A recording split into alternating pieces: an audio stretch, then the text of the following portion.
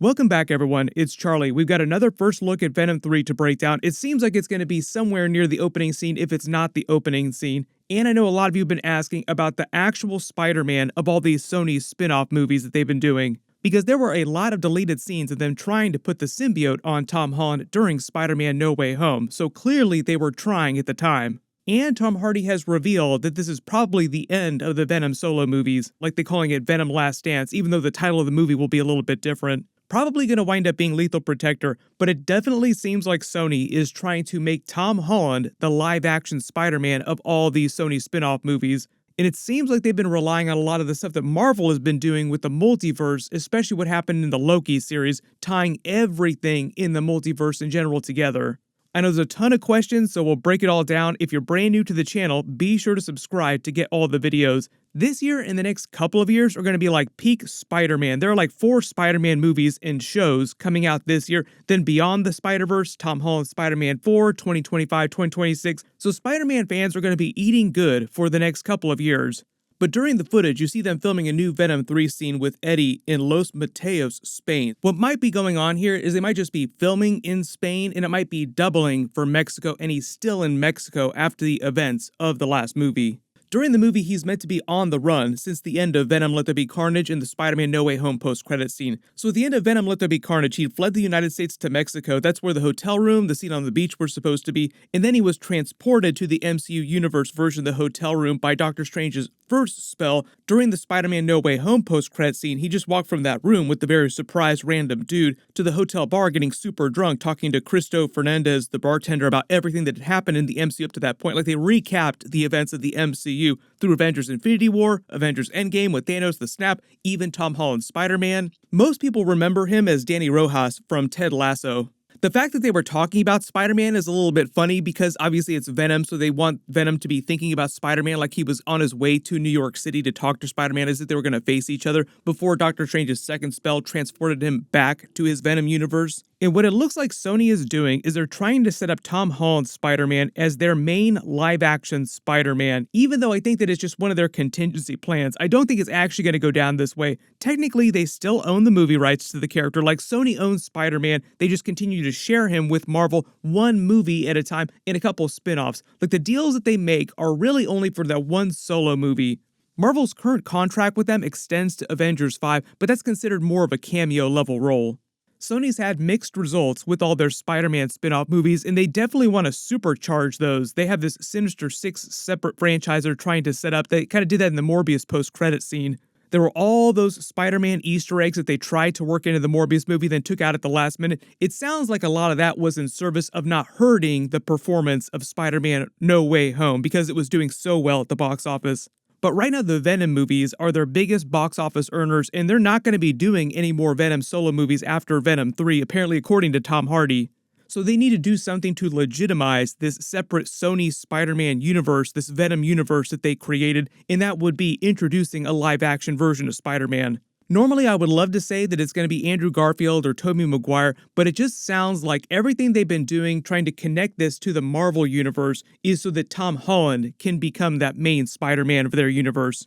But I think that's really just meant to be one of their contingency plans. Like, there is a symbiote saga that Marvel has planned for Spider-Man, but it won't be Spider-Man 4. I think they're saving Spider-Man symbiote for like Spider-Man 5 or Spider-Man 6, however many more movies Tom Holland winds up doing eventually, if those do work out. Right now, Spider-Man 4 is supposed to be more of a friendly neighborhood, ground-level Spider-Man kind of movie, like taking him back to basics. That's why there's been all this talk about him crossing over with the Daredevil characters, with the Kingpin character. So if we see Spider-Man Symbiote Saga teasers, I don't think that will be to like the very end of the movie. Like, oh yeah, by the way, there's this piece of the symbiote that's like slowly making its way to New York City. Because remember, it was down in Mexico the last time we saw the symbiote.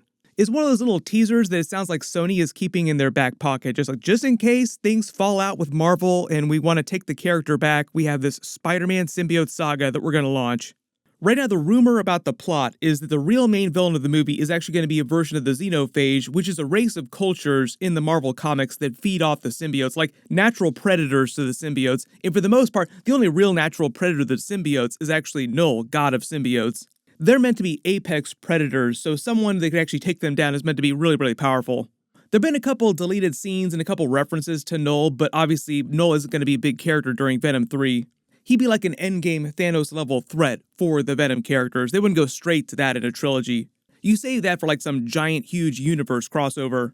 The report right now is that during the movie, the xenophage won't be from another planet like the symbiotes, as it is in the comics. It'll be the result of the government's genetic experimentation on the symbiotes in the previous movies to create their own anti-venom type of symbiote weapon.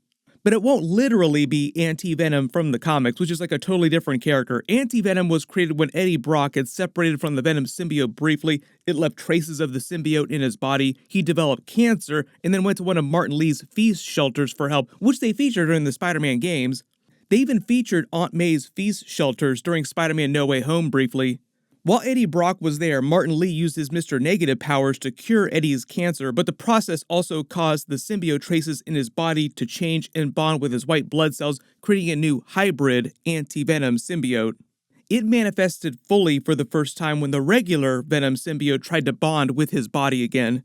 All of its powers, as you'd expect, were mostly healing-based, in addition to regular enhanced attributes that all symbiotes give people. It can cure any disease, any impurity in his body or other people's bodies, and it's completely mindless, unlike the regular symbiotes, so when Eddie Brock is wearing the anti-venom symbiote, he's fully in control.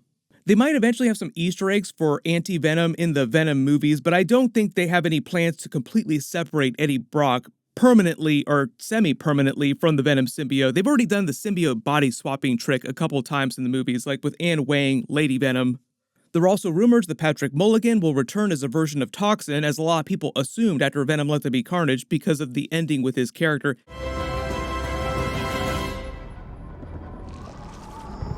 Monsters. He got in the Toxin symbiote as a result of their final fight. Reportedly, that character will go on to become another anti-hero symbiote like Toxin does in the comics, and he and Venom will have to team up to stop Xenophage, who will be the true villain of the movie. And after that, Toxin will just go on to continue being an anti-hero in the universe on his own, which is pretty much how things go in the comics. But Toxin's history is that he's a relatively new character. He wasn't introduced till 2004 during a Venom vs. Carnage storyline. So Circle of Life, the Carnage symbiote, realizes that it had been pregnant and was about to spawn another symbiote, but it hated the idea of Toxin before it was ever born because there was this prophecy that the 1000th iteration of their lineage, the Toxin symbiote, would become way more powerful than any of them before. So Carnage hates the idea of Toxin even more than it hates Venom. What a happy family, because you have to remember that Venom is kind of like Toxin's grandfather. It made a plan to kill Toxin as soon as it spawned, so it's like killing your child right after it's born. But the spawning process left him so weak that he couldn't do anything about it. But because Patrick Mulligan just happens to be nearby, it puts the Toxin symbiote into him as sort of a temporary holding vessel, saying that he'll come back when he regains his strength to kill both of them. So Carnage didn't give Mulligan the Toxin symbiote because he cared about him or he trusted him. He was using him more like a tool, like a plaything. Then when Carnage does become strong enough, a bunch of other characters stop him from killing Toxin. Venom actually stops him, hoping that he can train Toxin to fight Spider-Man and Carnage. He's also responsible for naming the new symbiote Toxin. He calls him Toxin because his symbiote smells poisonous to the other symbiotes. But he has all their abilities just turned up to 11, so he can do all the same things that Carnage can do, that Venom can do, but just more. Later it's revealed that Mulligan has a strong enough personality and sense of morality to show Carnage mercy when they fight. So Venom and Carnage then realize that it's possible Toxin could eventually turn good and team up with Spider-Man against them, which obviously they don't want, so then Venom and Carnage try to team up to kill Toxin. Like I said, those three symbiotes' relationship is very complicated. Eventually, Peter Parker Spider-Man does help Toxin during the fight, realizing what's going on, and then gives Mulligan the same version of the Uncle Ben speech. With great power comes great responsibility. And Mulligan walks away, spending his early days as Toxin trying to teach the symbiote how to be good. It's a little bit what you saw at the end of the first Venom movie, with Eddie trying to teach the Venom symbiote how to be good. Let me know in the comments though, when do you actually want them to do this Spider-Man symbiote saga? I think if everything works out, they'll actually just do that during Avengers Secret Wars because they can be a little bit more like the comics. Even though their movie version of Secret Wars will be very different from the comics, they can do some Easter eggs from the comics, like Spider-Man getting the black suit during Secret Wars. doesn't it just make sense to wait till then to actually give him the suit? Because that's going to be well after Spider-Man 4, so you can do your friendly neighborhood ground level Spider-Man with Daredevil, with Kingpin, those other characters. Then you can actually do symbiote stuff. There's a bunch of big stuff coming up. We'll probably get some more Madam Web footage pretty soon. Really interested to see how they tie that to the multiverse, and it definitely seems like it's going to rely on Loki in his multiverse tree. Like they're slowly using the Madam Web character to pull all these characters together inside their Sony Spider-Man universe. We're probably going to get that Deadpool 3 trailer at the Super Bowl, so of course I'll post a video for it as soon as they release it. And we'll probably get new Kraven trailers and Venom 3 trailers after Madam Web comes out in theaters. So click here for that brand new Deadpool 3 teaser trailer, and click here to learn about the Punisher coming back and all the Marvel and Netflix Defenders characters. Thank you so much for watching, and I'll see you guys in the next one.